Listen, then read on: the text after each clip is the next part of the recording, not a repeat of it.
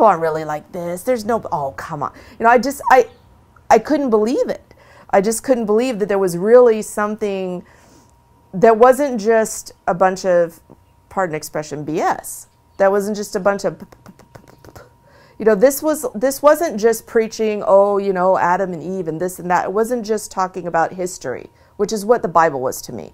And it was just like, they're talking about stuff that happened. Oh, what does that have to do with my life? You know, don't kill anyone. Yeah, I know that. You know, it's common sense. Don't lie, don't steal. Okay, yeah, I know that too. You know, I knew all of that stuff. But this was different. And so I was like, wow, this is just great. And so anyway, I got more and more involved and more into it. And then of course my relationship developed and we became engaged. And you know, I would ask him about things, but it was a little difficult because he has his own business and is very busy. He's traveling, he's doing this, he's doing that. And, you know, and then I went back to college to get a behavior degree because I have twins from my first marriage and they have autism. And autism is, you know, a very difficult disorder and requires a lot of therapy and a lot of work to make the children be able to succeed and to progress. So I just was determined to be able to really help my children. And this is another subject, but there's a huge void of people that have the ability to really work with these kids. So anyway, while I was going to school, I just kept researching and doing more and more to learn about Islam. And basically, after about a year of studying on my own, I was sitting one night in August 21st, 2009. It was 11 o'clock at night, and I was on a website, and there was a little box in the corner that said, do you want to talk to somebody? So I clicked on it, and it was like a little interactive thing, and do you have questions, or do you want someone to call you? And it's 11 o'clock at night, so I just said, yeah, okay, sure, you know, I want someone to call me. And I'm not thinking they're going to call me right now because it's 11 o'clock at night, and 5 minutes later my phone rings. And it's a man on the phone. And he asked me a few questions. Well, what do you know about Islam? So I told him what I knew. And he says, do you want to become Muslim? And I said, well, how do you do that? And he said, you just declare he just told me the Shahada. And so he goes, repeat after me. And so I did. And he goes, congratulations, you're Muslim. And he hangs up. And so I'm like, really? And I'm like, wow, okay.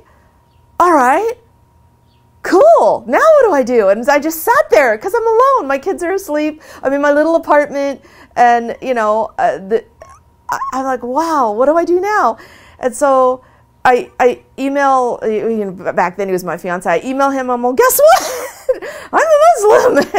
And I didn't know what to do. And so then all of a sudden they start emailing me this organization. I mean, I got probably 25 emails in 5 seconds, really, with all these links, and they're telling me they're going to send me information, and they're going to send me Quran, they're going to send me all this stuff.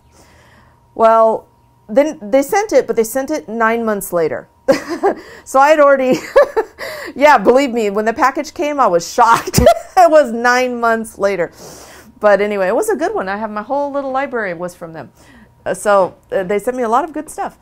But anyway, so in the meantime, I sat in my apartment for a month. I didn't know what to do. And so I kept going on different websites. And then there was one website that I found that had like a locator. It would locate places for you, like businesses that were Muslim and this and that. And so it gave me the location for the Islamic Center of South Bay. And so I called, and they said, oh, you want to talk to Sister Lita? And she's in charge of the women's group. And so I came here, and the rest of that's all history. But so basically that's how I became Muslim. It really, you know, people always ask me, well, oh, so it's because of your husband. And I said, well, yes, of course. You know, alhamdulillah, he's the one who said, what do you know about Islam? But it wasn't for him, or because he insisted, or because it wasn't that.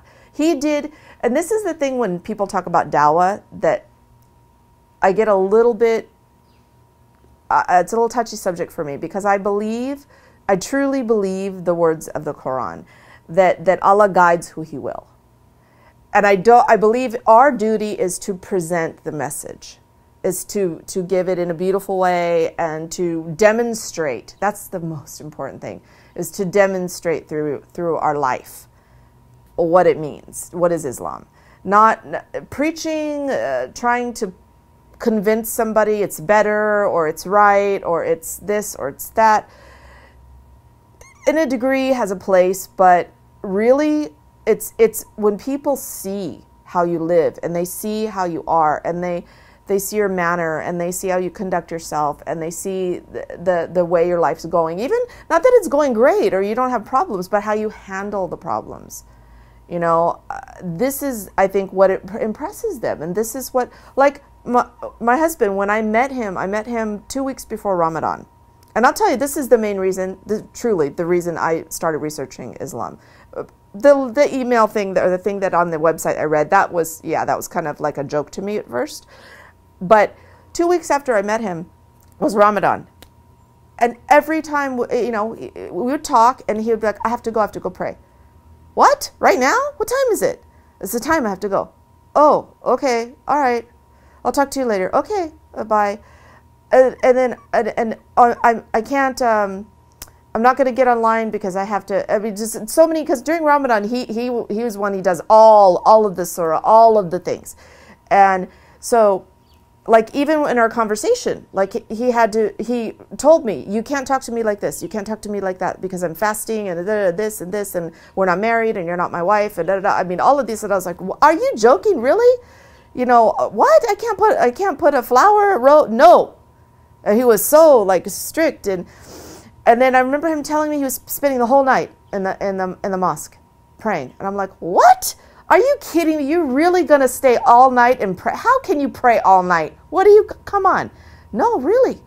And I'm like, the next day when I talked to him, I said, did you really stay in there all night? He said, alhamdulillah, la la la. And I'm like, this guy, really? Come on, you're joking. You're just telling me, no, really. Oh, I feel so good. You don't know what it's like. And and I'm like, wow. I'm like, really? I never met anybody ever that practiced what they preached. And he didn't really preach a lot. He just did it. And I was like, wow, this has got to be something really great. You know, I mean, this guy, because he's younger than me. And I'm like, wow, he's younger. And he's in Morocco, which is, you know, is a kind of a different place if you've ever been there. You know, I mean, it's not like going some countries you go to and that's very strict and everybody's, you know, in the black. And Morocco, the guys are in the pointy toe shoes and the tight jeans and the sunglasses, and the girls are, some of them have the scarf, but they're in the tight little clothes and they got the heels and the makeup, and, you know, and the bling bling and all of this. It's a little different over there. So I was like, nah, this guy's, but he was serious. And so that's what really made me think, okay, there's got to be something to this. If some young guy who's, you know, living in this hip, cool place, you know, because I'd never been there. I thought it was hip and cool. It seemed like it, you know. And there's got to be something to it. And yeah, there was something to it. There was something to it. And that's this, yeah. And I'll never forget the first time that I opened the English version of the Quran, because I had no idea what to expect, because I had seen ayahs and surahs, you know, quoted and quoted on things and stuff. So it's just like, you know, the Bible's like that, you know, they have quotes and stuff. But when you read it, when you actually read it, it's more like you're having a conversation. Like when you sit down with a really good friend that you know really well, like, and you can just be really honest and you can really talk and you have that great flow between that person. That's what I felt like when I was reading it. And I would even, like, the very first time, there was even times when I would read something and I would kind of laugh because I was like, you're right. Yes, exactly.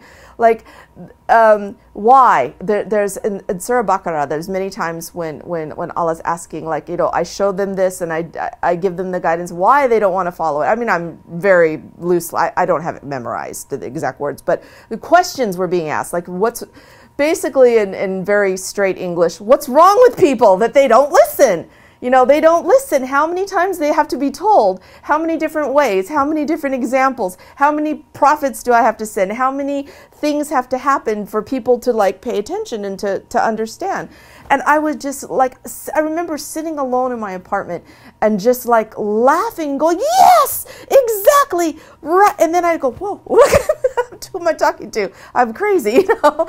But it was like that. It was not like the Bible, when you read it, you're like, oh, you can't understand it, first of all. It doesn't make any sense. And in this chapter, it contradicts what you just learned in the last one. And, you know, it was frustrating. But with this, it was just like,